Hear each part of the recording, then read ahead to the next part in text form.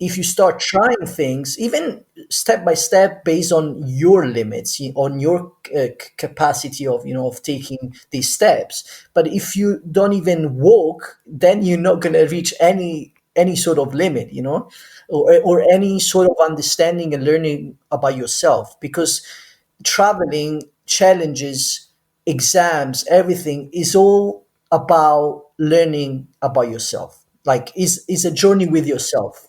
So My friends and I have been on a crazy journey for the last couple of years, building a company that really was a disguise for building a community. We named ourselves Inertia Network because we wanted to be reminded to never let inertia own us and to break it whenever we have the chance. Our adventures have led us everywhere from swimming with humpbacks in French Polynesia to having a beer with locals in North Korea. And this podcast is our attempt at sharing conversations with people that inspire us, push boundaries, and embody what it means to break inertia. My name is TK, and I'm one of the co-founders of Inertia Network. I hope you can join me in learning the philosophies, mindsets, and stories of people that live life on their own terms and ultimately guide you in breaking your inertia. Today I'm joined by Giulio Aprin, photographer, explorer, and mind behind Wild Man Life. Thanks, man, for taking the time. I'm really excited to talk to you today. hi everyone, thank you for having me. Thank Um, you for having so, me.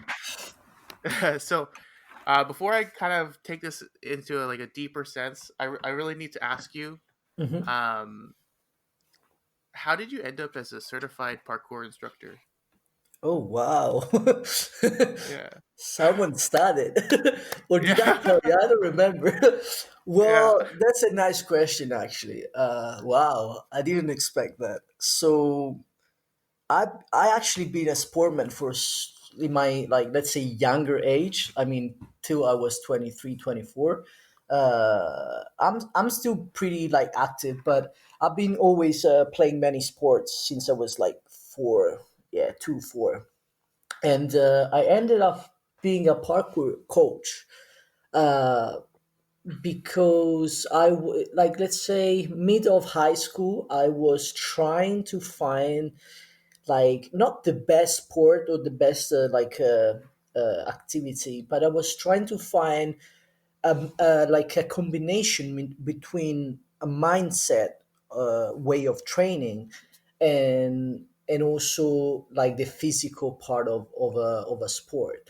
And after I did, like, I've been skiing all my life. I did tennis for 6 years. I've been doing aikido, which is a martial art, uh, volleyball, like so many sports. And in high school, um, I started doing aikido, actually, yes. And I was getting closer to what I wanted to achieve, like this mix between the brain and the physicality. But I wasn't satisfied. So at one point, I remember I watched a video about a guy, I don't know, in US maybe, jumping around, and I said, "Wow, that's super cool." But I won't be able to do it, never in my life. So I left the Yeah. DVD, I left the video there, like, as a dream, as a, like, an impossible thing. And after 2, 3 years, I was looking for something different from aikido, and I that came back to my mind, and I'm like, maybe I should, try do that. And I started, like, learning myself. There was no YouTube, there was nothing at that time. I mean, YouTube was there, it's existing, but not a big deal, to be honest. So I started Mhm. jumping basically around, and then slowly I started going to events and to, like, training events, like, in other cities, Mhm. and I met with the founders of parkour, and then I decided to become an Oh, instructor as well. Yeah, and I did it is for the 7 founder the years. is the founder the is he French? Yes, they are French. They are called Yamakazi. They are a group of, mixed people from the Les Banlieues de Paris, which are the suburbs of Paris, Mm-hmm. and they basically wanted to escape from, like, a very, I wouldn't say violent reality, but it could have end up being a violent reality. The suburbs, the drugs, the bad life, and so they they thought that maybe they could use the environment, which was all about cement, and obstacles and everything like that. Hmm. They decided to use that as a as a playground, and from there they build up like kind of a sport we call discipline, like the martial arts, Hmm. because it's more a discipline than a sport. Uh, I still consider myself like an instructor and a coach, whatever, Hmm. and I can still do it. It's a mindset more than a physical Yeah. thing. When people look at it on on YouTube or videos, they think these people are stuntmen, they're crazy, and of course what they see is a result of years and years and years of hard training. But it's actually, when it comes Hmm. to practice, like the practice, is like a daily, building up your body that can support all these tricks. Hmm. But before the body training, is all mental. It has to be, Yeah. your brain has to be prepared to any jump, even the smallest one. So yeah, So kind of for that's the you, story. yeah, but they're the guys that created the movie, right? I think it's District 13. That's okay. That guy. So is a weird story that they didn't even tell us like till the end, like how it happened. But Yeah. this Yamakasi group was with another guy, like they were together. But this guy called David Bell, which is one of Yeah. the founder, he made that film. But they kind Yeah. of split because of some issues we don't know about it, to be honest. Okay. So they were Yeah. he made that film. They made two films called Yamakaze something, and I was lucky enough to have two, let's say two of the founders. They were my mentor Hmm. during the training and everything. So yeah, you kind of mentioned a couple times, in that story, a little bit about discipline Yeah. and how you've kind of in the pursuit of that and like the intersection between the physicality and the mental training. Like, why is that important for you? What Okay. is it about those things that you seek out those things? I love these questions. uh, Yeah. Discipline. So okay, very interesting. Very interesting. Okay, let's start from one thing. When it comes to training, so like let's say any sport, any the one the people call workout. I'm not a person that is able to work out by myself. That's first point. Hmm. Um, and of course, I tried so many times, and that part of like discipline, I haven't got it yet. Uh, Hmm. but when you talk about discipline, is because I think sports, not all of them, but in general, are to be competitive with someone else, or a group against another group. But when it Hmm. comes to martial arts, or like parkour, it's a discipline, because you want to work out, you want to do things to improve yourself, to improve your mentality, to improve your, like, push, not push your limits, but study your limits, work on your limits. So the discipline is a very important part of it, because again, you cannot just go out and start jumping as many people do. Discipline means you need a warm up, you need to build like the muscle structure to be able to absorb any impact. So there is a huge and long progress that is all about discipline. And discipline is about failure, is about sharing some bad and good moments. Without talking about my personal discipline, when I used to train with the other guys, I used to be in a group. And the power of being in a group, and let's say spread strength between each other and supporting each other, that was also part of the discipline.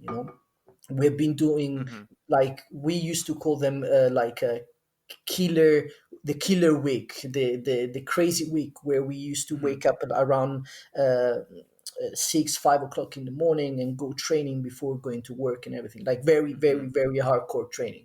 Discipline is about, I wouldn't say follow rules, but try to have a pattern, to have a routine, which in general I'm not so good at keeping. But when it was about parkour, it was very important, I think, and it teach you a lot.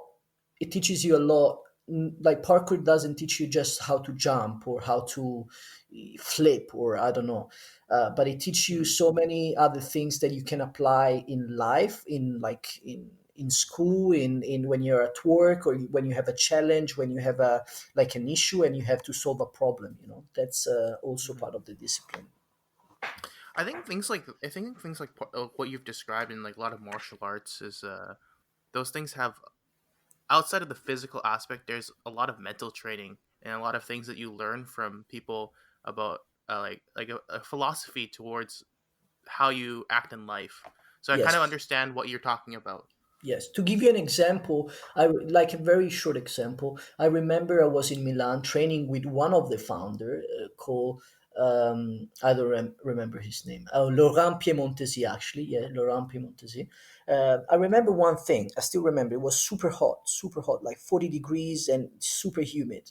We were training hardcore like the whole day. The whole it was 7 weeks. Sorry, 7 days whole day training. And I remember we were jumping around, and at one point I blocked and I couldn't do that. Like let's call it trick. Like, it was like a kind of a jump twisted. Anyway, Hmm. it was a simple thing, but I was panicking and I started saying I had this fear. You know, and he stopped me straight away and he said, and that was like I think the example of the philosophy and mental strength and what we were talking about. That he told me one thing. He said, "Don't uh, don't express your fear, because once you express your fear to your, let's say, your training mates, then you're gonna pass that fear to them, and that's a big learning Hmm. lesson. Yeah, because it's a big lesson, because it's I found out that that's another thing that you can apply, like doing mountaineering or doing climbing or hiking. If you fear something, but the other person you are with, and it might be the person that is gonna save your life, and you start like doubting or spreading that fear towards that person, or I don't know if you make sense, but then you're gonna Oh like no, it makes kind of sense. infect the other person and Hmm. influence the other person that way. And that was a big lesson, actually, and that's part of the discipline. Yeah, man. Because like panic, what I've learned, panic spreads. Fear kind of spreads Oh if yeah. you. It's not a bad thing to express like No, no, no, discomfort. exactly. No, no, it's not about that, but in the situation where it's not needed, you better Hmm. overcome those fears by yourself, working on it Yeah, by yourself. yeah. So I mean, I agree with you 100% on a lot of the things you're talking about. It's really interesting to hear about your perspective on like what what parkour is kind of like shaped for you. But I, I was reading on your website. You kind of define yourself um, as a creative mind and a wild spirit, and I want to kind of understand how these qualities have kind of shaped your life.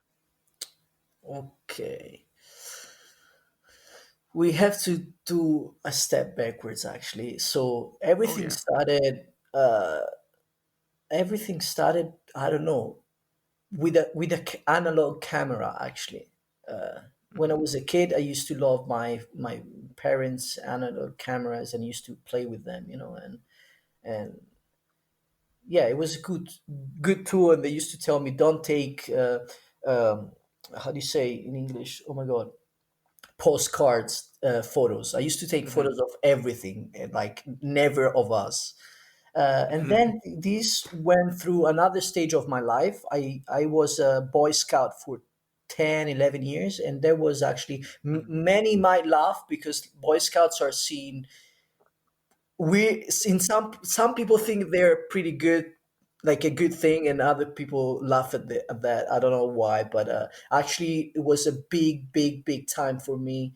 um I always compare it, like like the army without the weapons, and of Hmm. course it depends where you do it, because if you do in US is something, if you do in Italy, it also depends on your on your how do you say, heads officer, I don't know how you call them, like the ones that control the group of Boy Scouts. Yeah. But that was a big thing for me because I learned so many things. I learned survival, I learned camping, like, and my group was pretty like wild, like it was really wild. Yes, we it was interesting, Mhm. and there I developed this photography thing, and then I Mhm. went through like the student movements, politics Mhm. in high school, and there again I was involved with the photography. Uh, Mhm. so the my creative mind and kind of shaped like step by step during all these phases of my life. But Mhm. I think the love for aesthetic has always been there. I always love capturing things, like good things, Mhm. even if I think like 10 years ago I was taking really bad photos, like really really bad photos. But that's about, learning and growing and and developing skills.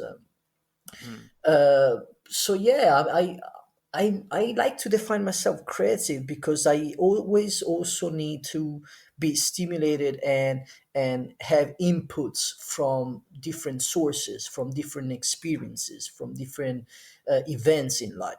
I don't like to be stuck in one position, in one place. Like, I don't know, same with sports. If you go back to my history, I never done one sport whole my life. I've been doing so many different things because I need that kind of change and new inputs, new influences. Yeah. So I think my creative mind is always in progress, always changing, Mhm. always developing new things. I like anything creative. I like films. I like theater. I like any sort of arts. I was Mhm. born and grew up in Florence, which is maybe one of the most artistic and important cities in the world for architecture and sculptures and everything. Mhm. So I think also my mother is also a professor in history of art. So I think I got also that kind of influence. Um, but yeah, Yeah, influence why? like early on. Yeah, it's yeah, yeah. You also asked me about why wild, right? Or am I? Yeah.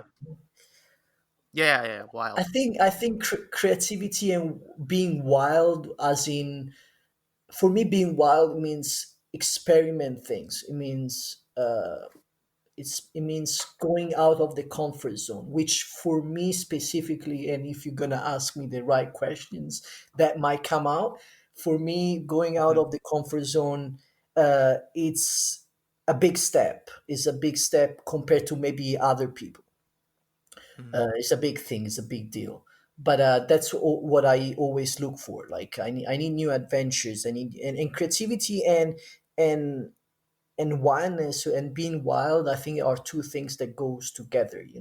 You can't be wild without being creative, because creativity is not related just to photography, art, or making films, or I don't know, or painting. Creativity is about imagination. It's about creating worlds in your head, and trying to Mhm. make those worlds happen in real life. I don't know how, if that makes sense. Oh no, it makes sense, man. And But yeah. for yourself, like you talk a little bit about the intersection of like how to be truly creative, you kind of have to have the wildness, and for you, that wildness is like pushing your comfort zone. For you, can you talk a little bit about what that means? Like where has it? Have you had a time where it's like you've really pushed it to its furthest extent?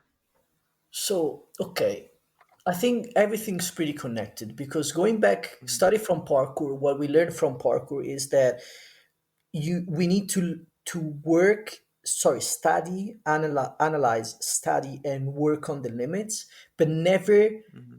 force the limits. Like, Mm-hmm. overcome a limit is about working on it. It's not about pushing your limits, like Mm-hmm. pushing in a very violent way, because that's Mm-hmm. what end up yeah, end you up like in trouble, or in like in a bad situation, in danger. So Mhm. uh, for me, pushing, let's say pushing or overcome those limits is a gradual thing. Mhm. And so I don't feel like I have an episode, or an event where I completely uh, like I don't know, completely push those limits, because it's so gradual that even with like with the Mhm. traveling side, like it's not that I mean, I'm like that. I'm not saying this is like the truth, or like how it should be for everyone, but I'm doing things step by step. And Yeah. it's same with when jumping, you don't go straight 4 meters jump, or like you go high in on a building and you jump from there. You go step by step, and this is actually what I'm doing in life with my traveling experience, hiking experience, climbing Mhm. experience. Like I'm taking everything like step by step. Of course, I like right now nowadays, I can say that the last experience I had was one of the, I wouldn't say the one that I pushed my limit more, because it was actually a pretty easy adventure. But I feel Mhm. there was a milestone. Like it was a pretty cool, like memorable time to remember, where I let's say I set the bar a little bit higher.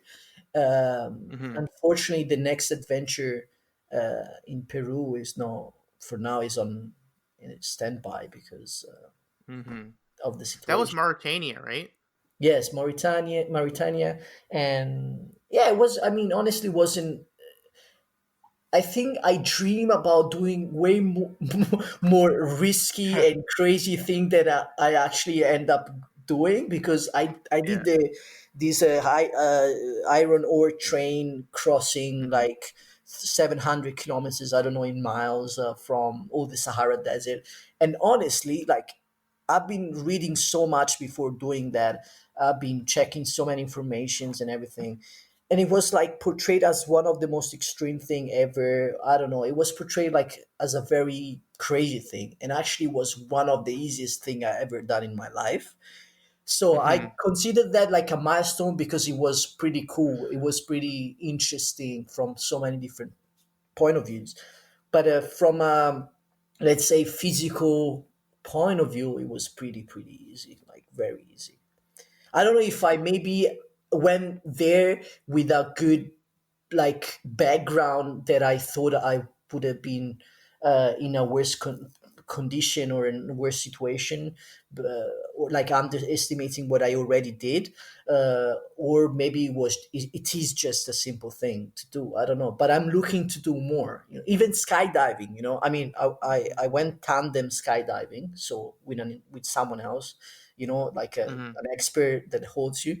But even that, I mean, it was a thrilling, amazing experience. But yeah, I mean, I didn't feel like I push or overcome any limit. Like I set my mind as like as much open as it can be, you know.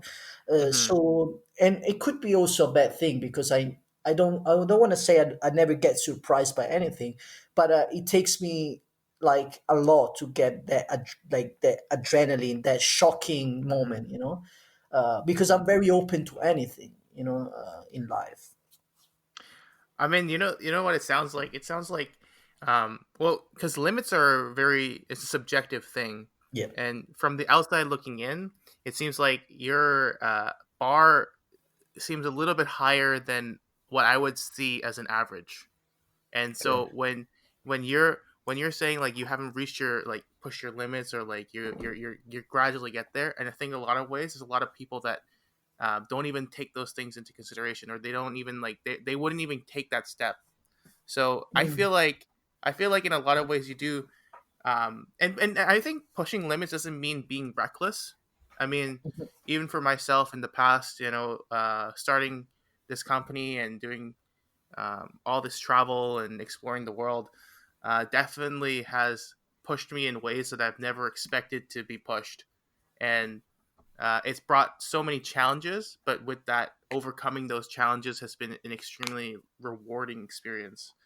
So, Yeah, I was actually analyzing what you said, and it's limits are absolutely subjective. Like there is no doubt, but I think many times people see at those limits too much without seeing what it takes to get to those limits, if that makes hmm sense, because hmm overcome a limit is not just facing the limit and overcome it, but it's a long process to get there. And when you mentioned many people don't even think about the things I did, that's the thing, they didn't even think about it how to get there. That means they didn't even analyze the situation themselves hmm for what they the event, the trip, whatever that is, could be. I think many people are scared of, I don't know, of their capabilities. I don't know, hmm uh, or because failure. yeah, I don't know. It's very interesting actually, because of course his limits are always objective. But another thing that I say all the time, until you try something, you don't know about it. So if you start Exactly. trying things even step by step based on your limits, on your capacity of of hmm taking these steps, but if you don't even walk, then you're not going to reach any sort of limit, or any sort of understanding and learning about yourself, because Yeah. traveling, challenges, exams, everything is all about learning about yourself. Like is a journey with hmm yourself. So I think even if the limits are subjective, but any person can work on them and achieve or overcome those limits. That's what I think. And is this is the same philosophy we say in parkour. Parkour is not about strength. It's not about how big you are, how many muscle you have, how powerful you are. That's trust me, it's not about that. hmm It's how much brain you have. hmm Sometimes it's all about like breathing, be able to breathe hmm correctly, or just there are people that we say to close a jump, like a big, hmm like to achieve a big jump. There are people takes ages with a lot of muscles, and there are people with no muscle that takes 2 days. So it's all about learning about who we are and what we are hmm really capable of doing. That's what I think. Oh, I agree 100%. A lot of times people don't even people never understand where their limits are because they don't even start. They don't even try. Exactly.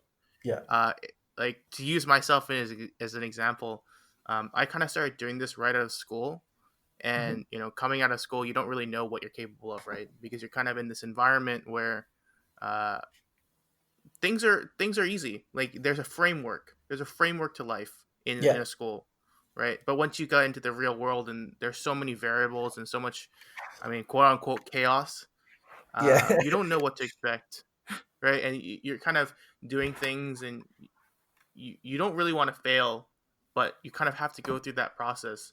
And I think even in a smaller sense, going on these trips and meeting these people and doing these more physical things, um, and seeing how when people overcome a limit that they have thought they had for themselves, it's such a powerful experience to witness and a Yeah. powerful experience for them to take back because then that's a new framework for their life in the Yeah. sense that I thought I couldn't do this, but now I know that I can do this. Exactly. So Exactly. what's the new launching point for Yeah. me? Yeah. Yeah. I It becomes yeah. a new baseline. Absolutely. Yeah. Yeah. You need to trigger yourself. You need to trigger yourself hmm to get started. Once you get started, I mean, honestly, we're not all the same. So there are. I know people, and I actually found out that some good friends are like that. They don't want to they don't want to even get started. We hmm cannot be all the same. So there are people that they have it, that I just say like that they're willing to explore, to adventure, but they don't know it yet, or they didn't analyze it yet. There are people that just don't want to, push themselves towards anything like that. So we are different. The world is beautiful because we are all different. But Hmm. of course, if any of the people that gonna listen to this feel like the urge not to do big things, because as we said, limits are personal things. We all have Hmm.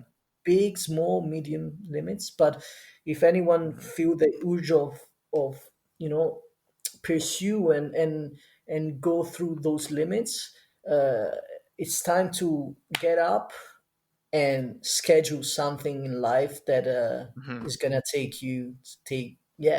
us to to move. It's all about movement. It's all about Hmm. doing things. Is if you don't do things, things won't happen.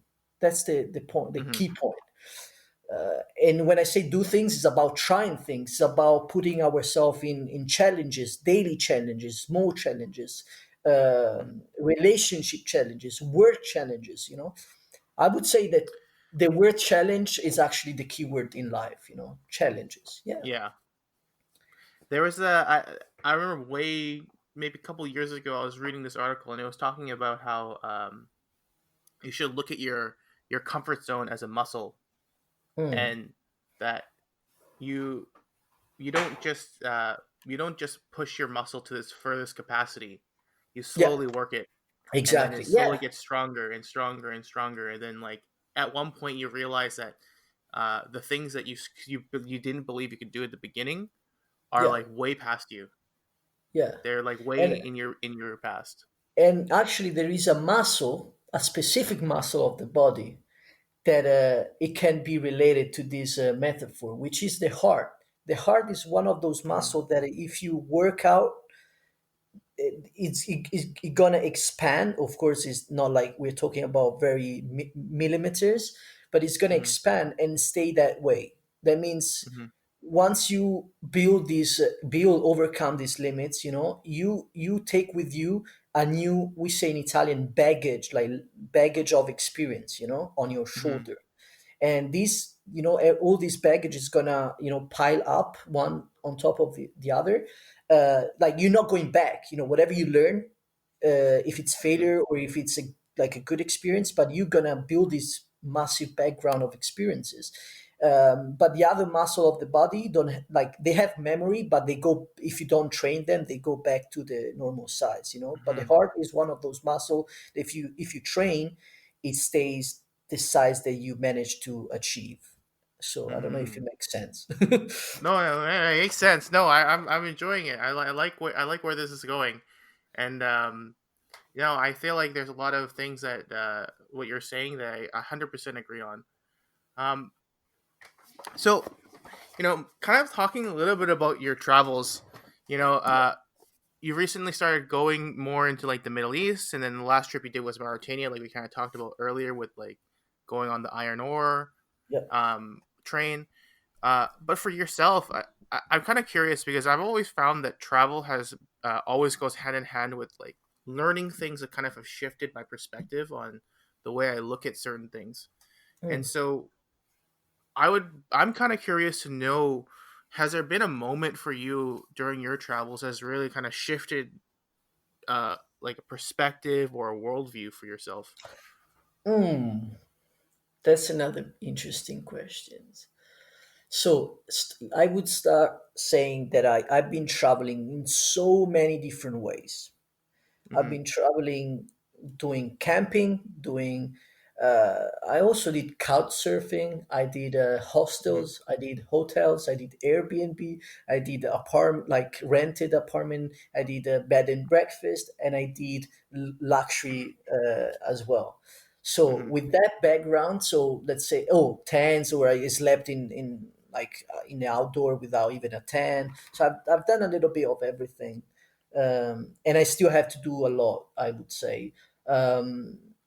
Saying that, I don't know, because it's a very interesting question, but I don't think that anything twist really, because I think our life and even the journey of our life and the journeys while Mm. we're experiencing our life, uh, uh, they're constantly changing.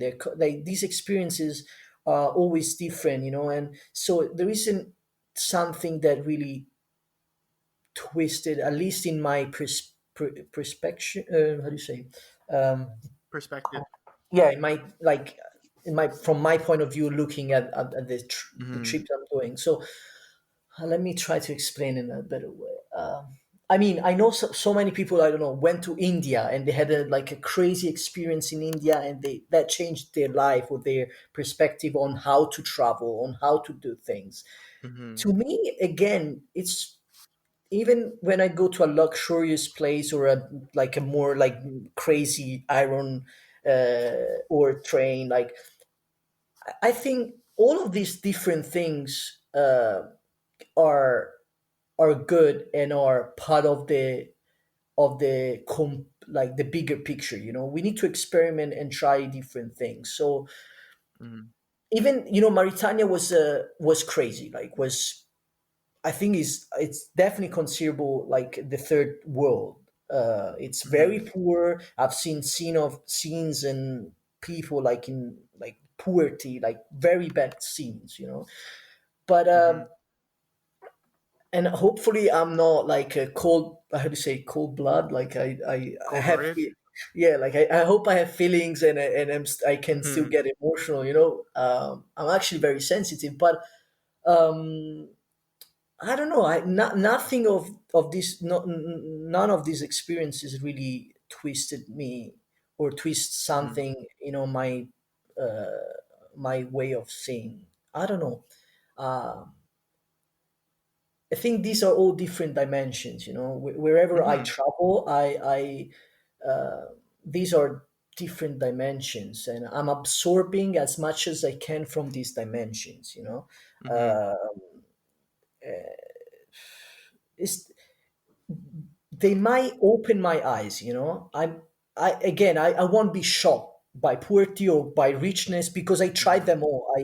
I've seen them all. I know how the world is. I start Mm-hmm. and I travel and I leave the place I'm based, knowing that there is everything on this planet. There are poor Yeah. people, there are nomads, there are Bedouins, there are super rich people, there are people that cannot afford for like a liter of water, and there are people that have Mm-hmm. private water. So I depart and I leave knowing how things are in this world, and Mm-hmm. knowing that I can contribute a little, but I can't change anything. But going to these places, knowing about the people, getting to know people, getting to talk to people, and having this connection with the Mm-hmm. nature, with the people, could be with anything, with the land, with the spirituality of a place, absorbing and giving. So, giving and receiving.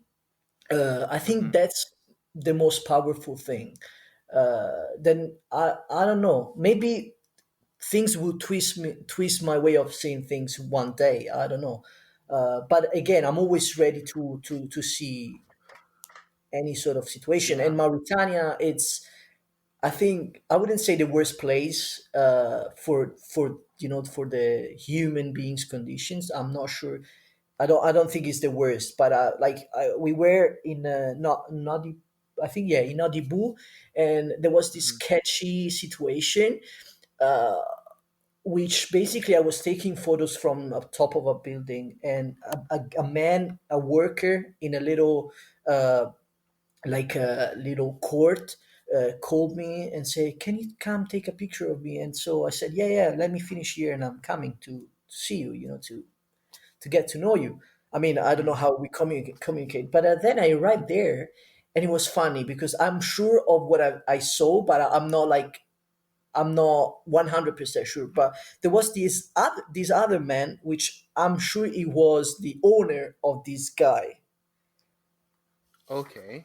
So I think that man was a kind of, it's not the slavery that we think or that we see in movies like from Egyptians, like from the pyramids, those slaves, Mhm. like. But there is a form, still a form of slavery in Mauritania, and I'm sure that man was like, I don't know in English how you call it. Like in Italian, it's caporalato, where there is a man that owns these people, and of course they Mhm. get paid, but nothing, and he control that they're doing the job right, and this man asked the owner if I could take a photo of him, and the owner said yes, you can take it of of this man, but not of me the owner. So that was Mhm. a pretty like pretty sensitive situation where I could literally it could change my way of seeing things, but Mhm. it didn't. But because again, I'm ready and studying a little bit. I haven't studied too much in school, but studying about how the world is, how the world Mhm. has been, and how the world would not change like in few years.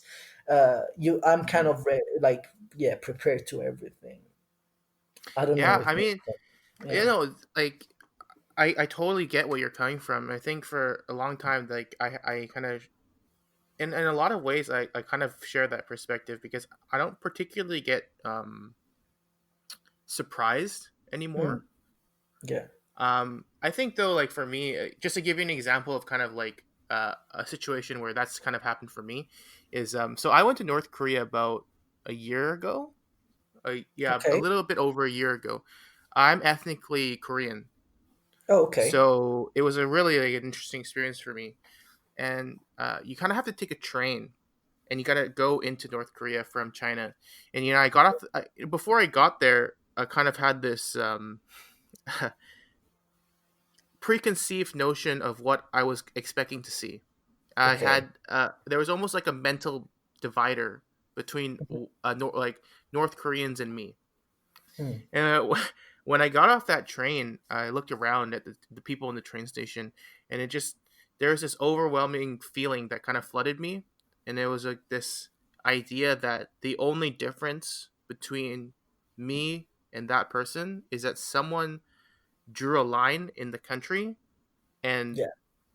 their family ended up over there, and mine ended up somewhere else, and that degree of separation, it was just luck, Mm, and that I in any other situation could have been that person.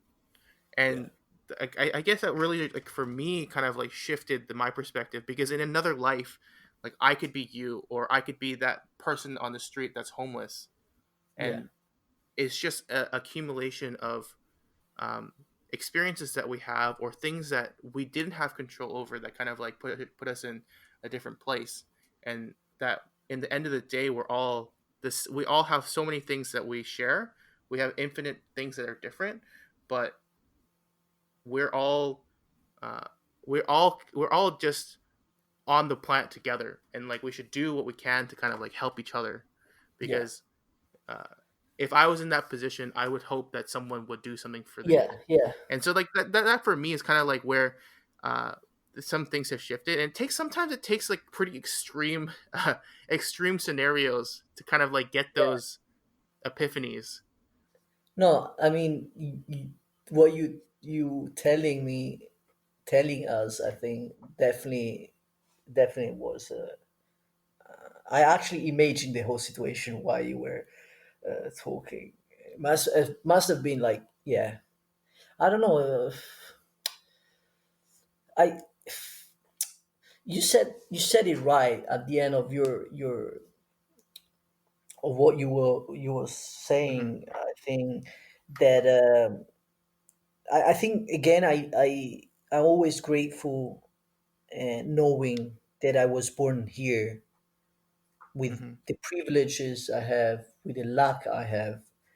Hmm. So whenever I leave, I always keep and carry that with me. Hmm. But I always also think, and not in a good or a bad way, but I just feel that even those like let's say less lucky people Hmm. that live I don't know in China or India or Mauritania, wherever that is, but it could be even in Italy, because there are less fortunate people even in Italy, even next to me, Hmm. It's not like it's not about the location, but in some cases, like very poor countries, I think those people, they kind of know only that reality, that Hmm. kind of situation. And if we talk about North Korea, I'm sure it's even more, like the access to the informations to the Hmm. out there, is even more restricted. And as you said, I think, especially while traveling, because that's what we can do. I mean, there are different people that do different things for the others and for humanity and for the human beings, and we all have Hmm. different places covering different situation. But as you said, it's all about helping each other. I met so many amazing, and I wouldn't say poor, but definitely less than I have in Mauritania, and they help us out. They paid for our taxes, and we were like, no, like we're gonna take you out for dinner. We're gonna, we want to pay back in a nice way. We want to be, but they were so kind, and I think that um, I think that I don't know. I get maybe more surprised and shocked by the little, gestures, like the Hmm. little things. Uh, Hmm. I would definitely be shocked if I have to see, or how do you say, like experience like a killing of a woman, in some like Middle Hmm. Eastern countries, or like the gay people in Iran, for example, that get hanged up in on the cranes, maybe, but I don't know. I still have to experience that life changing, or at least that moment that Hmm. is gonna enlight or brighten my mind. I don't know. I don't think that it needs to be these giant 180s, because I even think like what you touched upon, like those small things like kindness, the kindness that you experience like anywhere you go, and you realize that like in a lot of places, like for me, like that's one thing I've noticed in a lot of places where they definitely have way less Mhm. materialistically Mhm. compared to like where I'm from. They show you so much more hospitality and kindness, Oh and it's yes. such an interesting kind of thing to see. And like you kind of question why um, that can't be the way it is where you're from. Like Yeah. from Yeah. I mean, where you're from is in like I'm using Vancouver as an example because I think here Yeah. people Yeah. are very nice, but like Mhm. you'll never see a person come up to you in the street and be like, hey, you want to come have dinner with my family, Yeah. and Yeah. then Yeah. that leads Exactly. into its own like kind of adventure. And Yeah. so Oh yeah. Absolutely. Yeah. yeah. No, um it's true. It's true.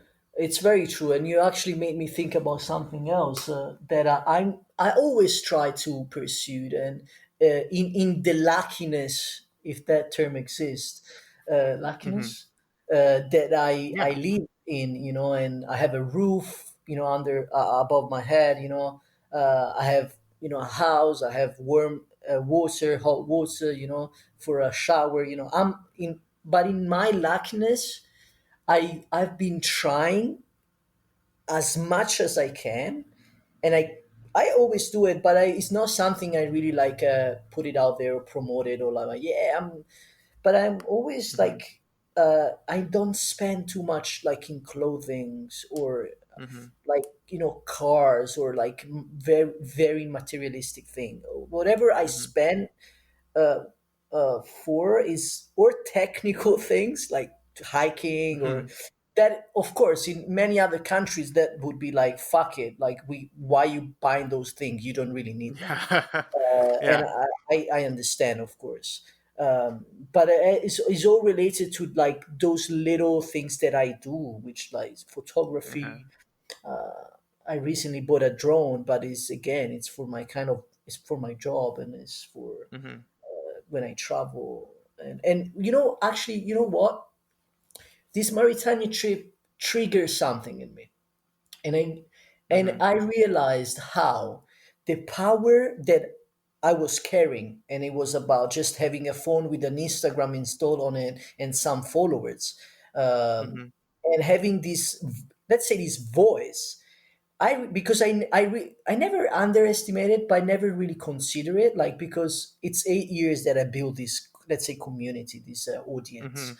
and I did it very naturally, like I never force it, so I kind of end up having it, but I never Mhm. really felt that what I had in my hand, which is actually again just a phone, can actually help others, you know. And when I Mhm. went to Mauritania, maybe it wasn't so shocking, but analyzing, coming back here, I'm like, wow, I can really bring tourism in that place. I can really Mhm. uh, open the eyes, or open, the attention, trigger the attention of other agencies or people, And when I came back, I wanted to test something because I was very curious of the response. And I wrote something on Instagram and said, who would like to come with me next year on a possible trip to Mauritania?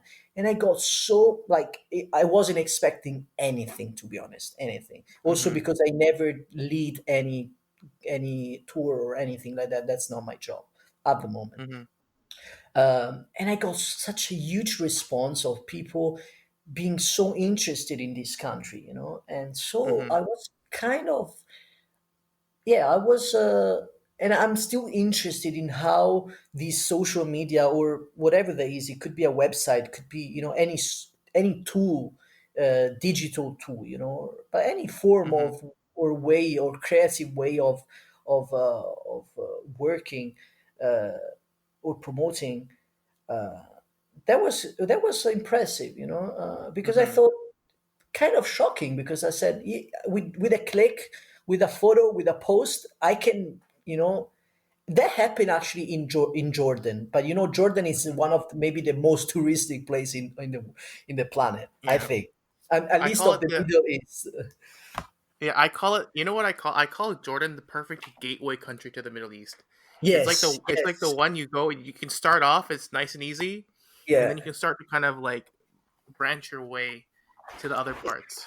It's true, and it's actually like, almost the main place where everything happened in the history, Yeah.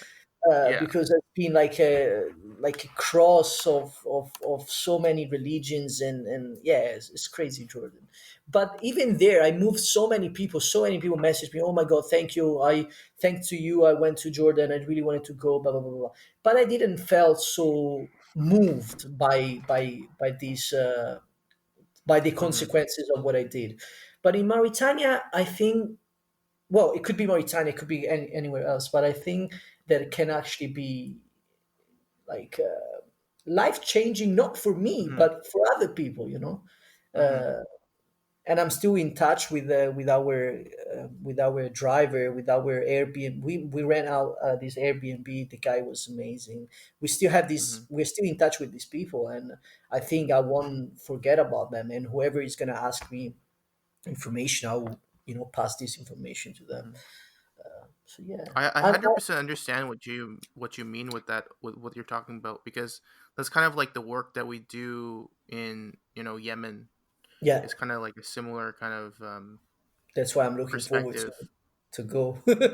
Yeah, it's such a powerful experience when you know that the work that you're doing is actually doing something to help the people that are living there, and that um and like you said, it might not make a difference to you, but I actually like, in the sense that it's like it might not be that impactful, Yeah, like materialistically, but I think over time when you do it, I think there's a part of you that um gets something out of it that nothing there's no amount of money that will ever give you that yeah. kind of fulfillment. Yeah, yeah, yeah. I totally agree. Yes, it depends. Maybe it's also another subjective thing, but to me, it's very slowly, this satisfaction, this coming Hmm. back of this. But I'm enjoying it more, because every day, like today, like a few hours ago, there was a guy that messaged me and said, "Oh my God, you went to Mauritania," and yeah, and he asked me some information, and now that I'm thinking, I got so many. That's, I don't know, that's what made me so happy. I got so many people from Mauritania that their life has to change, had to change because of, Mauritania, of course, is not, there are no many opportunities. So many Mauritanian people living in Paris or other places of the world, they message me saying, thank you so much, I never seen that part Hmm. of my country, I wasn't able to see that. It's so beautiful, I couldn't believe how beautiful it could be. I want to go, I can't. There was a girl from half Italian, half from Mauritania. She said she never been so excited to go back to her country. She's going every year, so she's kind of used to it. But after she saw the stories, whatever she saw, I don't remember, like a post or whatever, she was Hmm. so excited to go back, with her sister and go explore even more. And these little things, are my payback, to what I'm doing. Hmm. And I hope to do more, because again, it takes just so little, to help. Hmm. I'm not a big Yeah. helper in general. Like I'm not a I'm I'm not like one of the best. Let's say, like, Hmm.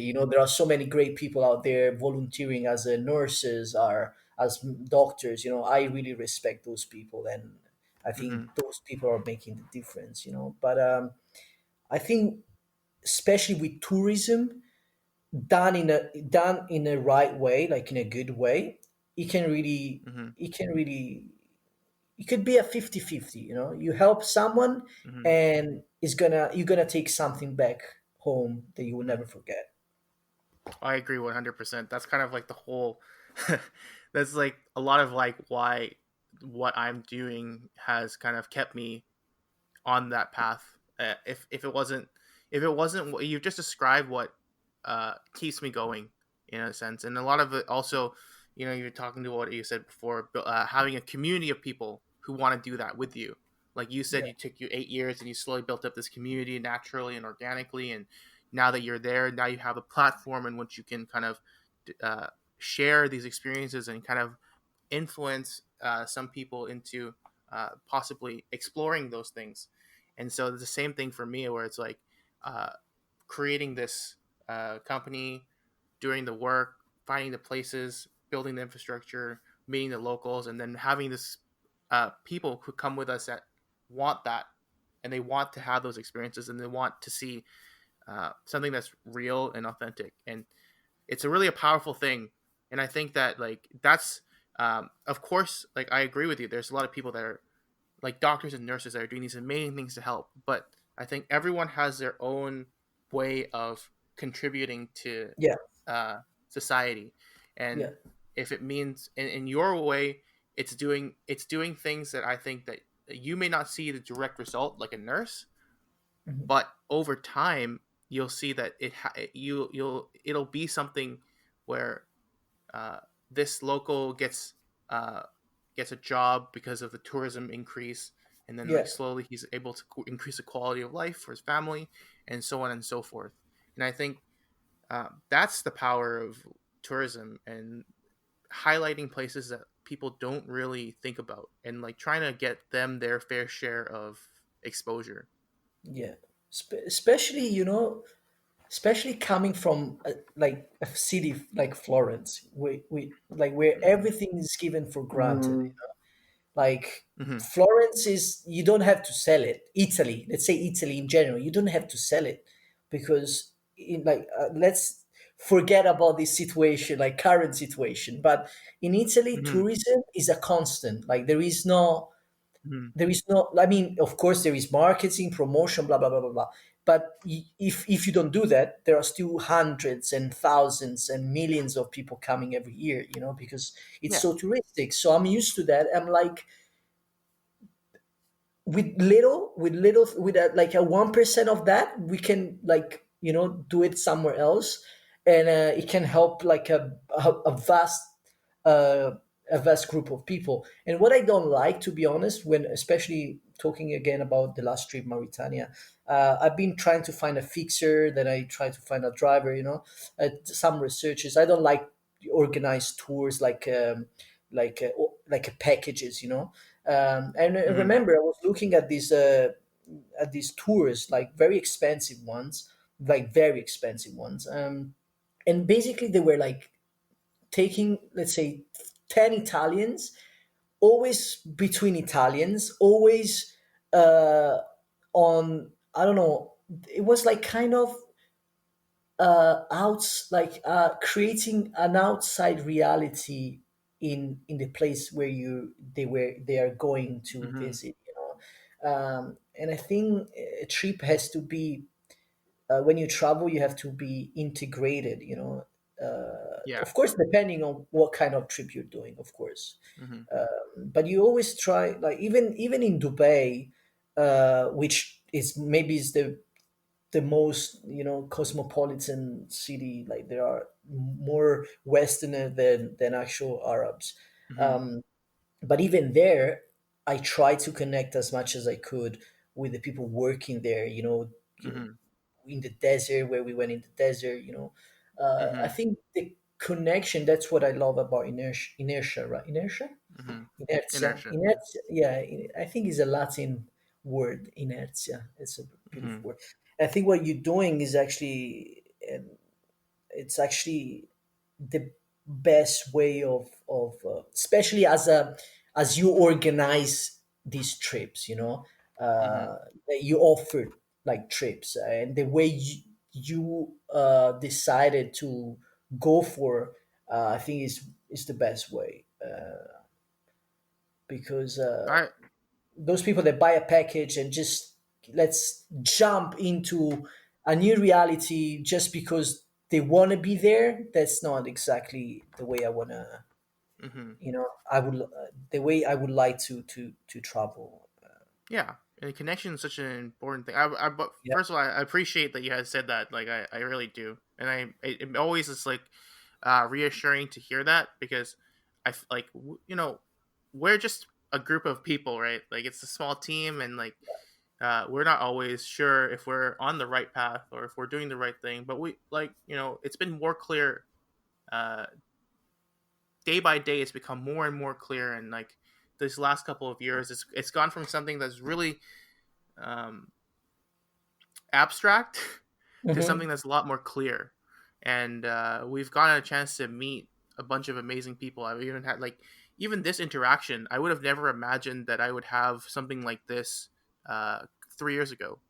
But now I get to just sit down and talk with like amazing creators and creatives and people that are doing things that are really interesting all over the world. And that's something that's such a interesting like arc in a journey.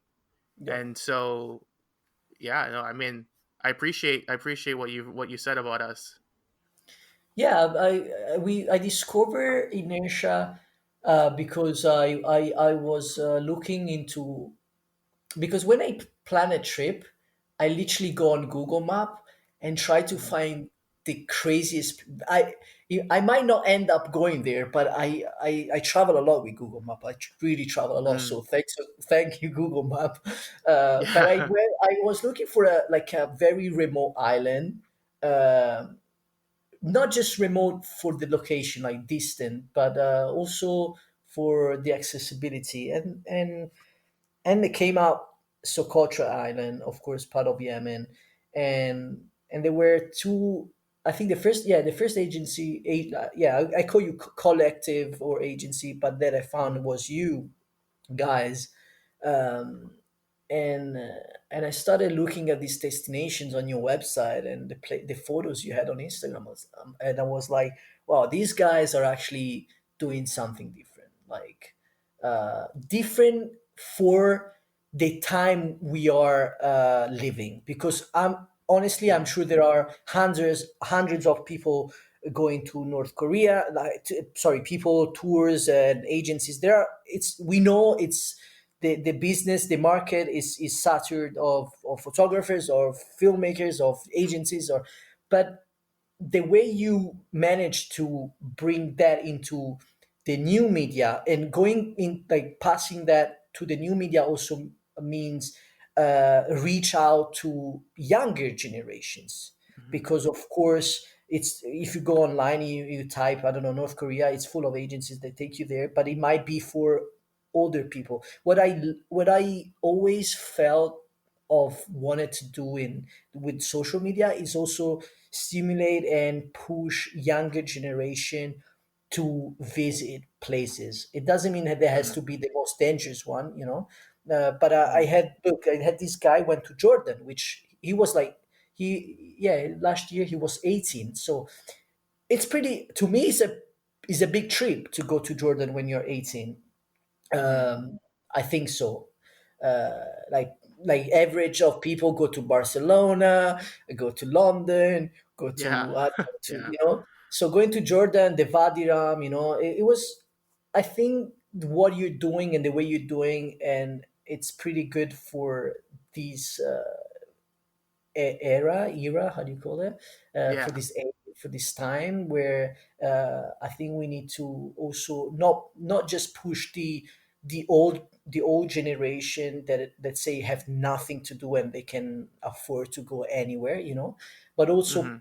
through the social media, through the new way of communicating with the images, with putting things in a nice way, adventure and everything, to push also the older generation, but also stimulate and encourage youngers, Mm-hmm. youngsters, Yeah. uh, I to, I agree to go. 100%.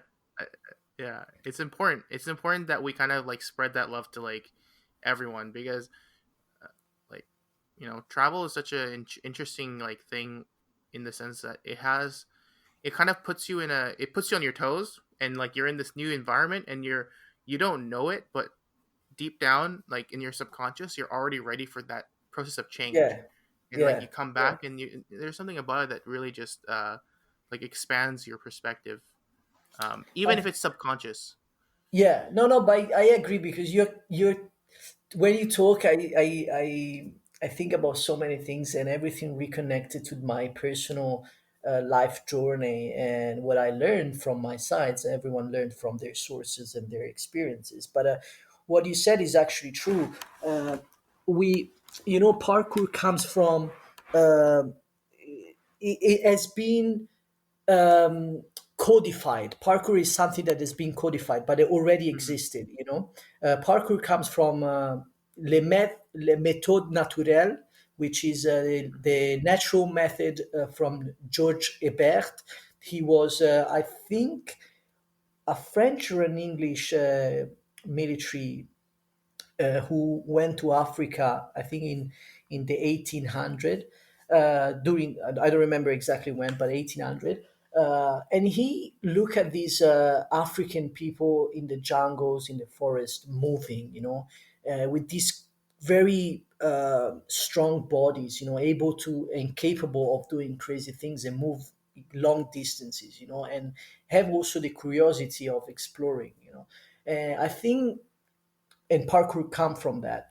But also what you mentioned about uh, that we have this inner unconscious or conscious feeling of needing of traveling or of exploring. It comes from that instinct that during all these years they have been put to sleep with the technologies, with the cars, with all the things that made us stay home and do things in an easier way. But I think we are all explorers, deep inside.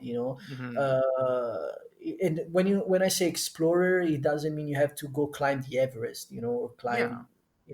Exploring is about exploring things in a short term, in big explorations and a small exploration. But we all have it, I think. We just need to uh, waken it up, Hmm. if that makes sense. Oh, yeah, it does, and I agree with you 100%. We're I stuck, feel like I've said that a lot today. yeah, no, you made me come out with so many thoughts, and going back to my personal life experience. So I appreciate the whole process. Yeah. this has been really great. Like I really enjoyed this conversation, and I have one more question for Yeah, you. sure. Um, so like we kind of have this saying on our team. It's kind of this idea of like our name is Inertia Yeah. Network, but the whole idea of inertia is kind of like breaking inertia. You know, Oh yeah, yeah, yeah, yeah. the Yeah, essence makes of like sense. moving out of autopilot state and like Yeah. challenging what is status quo. And so my last question to you is really, how have you broken your inertia? Mm, okay. Can you be more specific? Because now I'm lost in all the things we have said before, and I Yeah. don't know. I don't want to repeat myself. Yeah, no, So. I guess that I mean, in the end of the day, it's really up to your interpretation of like what breaking Hmm, inertia means for you. But it kind of boils down to, um, I hmm, think there's a path a lot of people take, and yeah. I think from my conversation with you, you've kind of moved away from a normal path. You've kind of moved away from like a more paved road. And what is that like? And in your mind, like how do you feel that you've accomplished those things and broken your inertia? How? Oh my god. Yeah, That's a tough or question. it um, okay. Oh my god. Yes, tough question. I think first of all, it's something that you need, even if it's a little small thing, even if it is like something of when you're super young, But of course, if you've been brought down from the society and you stay at the computer all day or PlayStation all day, and you really don't feel anything anymore inside, it's really hard to break that inertia. I think, hmm but I think how to start to break it. I think again, going back to those challenges, I remember I used to put myself in little uncomfortable situation, hmm little challenges, and again, it wasn't about traveling, it wasn't about like nothing like that. I still remember I was giving this example to my friend the other day, and that actually it's funny, but from there has been like a not a roller coaster, but I always wanted to find new challenges, new way of breaking that inertia, of breaking of that pattern, that monotony. Yeah, Monotony, yeah. yeah. I remember I was in a pub in Rome. I was very young, and I really like one of the waitress, hmm and I really like. It's funny because it has nothing to do with all the traveling thing, Yeah. but it's actually how kind of started everything. Relationships, actually. hmm Uh, Relationship. Yeah. There was this waitress, and it was kind of instant love, but it was more like a yeah, like a physical attraction. And I hmm was I was so shy. I was a very shy person. Very shy. I think I was 17, 16. I don't remember. And but I felt in that moment, even if I was like sweating, I was like panicking, but I felt the urge, I felt the need that I had to take that feeling, that yeah, that feeling, that thing that I had in my chest out. But hmm it took me like 40 minutes. I don't know. I don't remember. I was panicking with my cousin. I was like, what should I do? And so there was these two things, these two factors that pushed hmm me into breaking the inertia. One of these factors was about always being afraid of doing something different or step out of that comfort zone. I wasn't getting why I had to panic all the time to do a small move. Of hmm course, what was with relationship, and I think everyone can kind of relate with this because we all go through that stage. And so I wanted to break that thing. I was like, I can't always all the time, each time that I need to talk to someone, like go through all this crazy like 40 minutes of hell.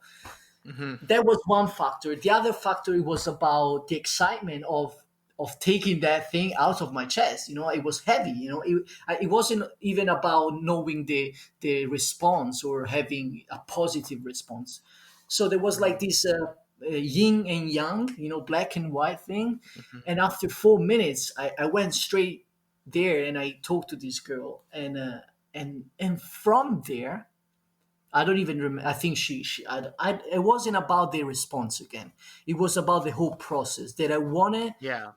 to cut that time, that to break that time that I used to take to to to make the action, to move, to do things. And then slowly I started to put new challenges in relationships, in life, in whatever was coming, on my in front of me in my life. Mm-hmm. Little challenges, it could be anything. I think this is another thing that is very subjective. Mm-hmm. For me, was that thing in that exact moment of my life, but for someone else could be, I don't know. I think, of course, women in my case, or men in other cases, when I say that, I say like a relationship is always a good testing field for your mental strength. So to Yeah. push yourself, and to challenge yourself. For me, Mm-hmm. was that, but also in another stage of my life. Again, I mentioned I had to go through many hospital events. That also changed my perspective of seeing things, and that also break a big part of my inertia state of mind, let's say. And one of the things that recurrently I keep saying myself is that we have a very short life. Even if you get to live 100 years, it's still super short time. And what I want from this life is to make the best out of it. I want to Mm-hmm. explore as much as I can. I want to learn as much as I can. I want to experience as much as I can. And I got, it's one life. One life. It's like you Yeah. playing a video game and you have one life. Trust me, you're gonna try to make the best out of it. Yeah. I mean, I wouldn't compare it to the video game, but in video games you have so many lives that you feel comfortable, because you can die all the times you want. Uh, Mm-hmm. but that's exactly the example. Like you have one life in real life, so you better like do. And for me, of course, like traveling, seeing people, meeting. I'm very focused on landscapes, and also remote villages or remote places where there are people, of course. Uh, for me, knowing and understanding and exploring this planet is my main Mm-hmm. goal, because again, we have one life and one Yeah. house. One life is the one we own, and one house is the one we live in, our planet. And Yeah. it's a beautiful house, and so I wanna, it would be a waste of time of keeping being on that inertia, on being on that routine, being on Mm-hmm. something that doesn't give you anything. That's what I think. Well, thanks, man. That was a great answer. I really enjoyed that. So yeah, and small challenges is the Yeah. right way to break that inertia. Small, give yourself small challenges, whatever that is. Any topic, any matter. That's up to you and based on your life events. And again, I went through like death threatening situations. Mm-hmm. So of course I had to how do you say revisit, reseen, how do you say, like the way of seeing life, like how do you Mm-hmm. say, readjust, no, reanalyze, Mm-hmm. see in a different way, basically. Mm-hmm. So yeah, challenges. Well, thanks again. I really appreciate you taking the time to kind of talk with Was me. great. It was great to have this conversation. Actually, it was very good. Yeah. I really hope that we get to meet one day and like hang out and like, I've if I've learned anything from this conversation, I feel like there's so many more great conversations to come. Um, but yeah, Yeah, thank you. I can't wait. I honestly can't wait to see you guys. Is I was saying to Matt that one of the thing I'm actually looking for and trying to not achieve, because it's not an achievement, but to I'm looking, yeah, I'm searching for, is that people that can understand me, can feel the way I feel, and understand my point of view, even if any path we have is always coming from different backgrounds Hmm. and different situation. But one of the thing I have no luck in is being in Florence, where it might be maybe it's just myself, but I haven't been able to find the right people to be surrounded by for that part of my life that I want to explore and travel. So Hmm. I can't wait to see you guys.